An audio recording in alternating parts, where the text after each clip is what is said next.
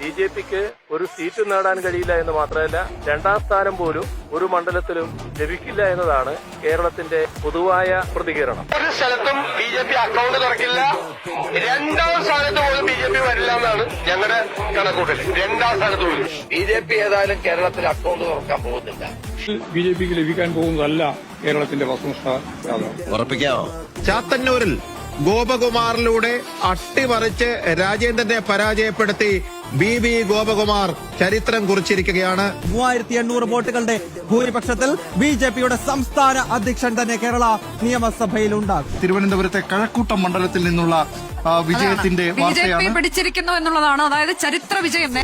നാടിന്റെ നന്മയ്ക്കായി BJP വരണം, കേരളത്തിന്റെ വികസനത്തിനായി വിടരട്ടെ താമര കേരളത്തിലും, ഉയരട്ടെ വികസനം പല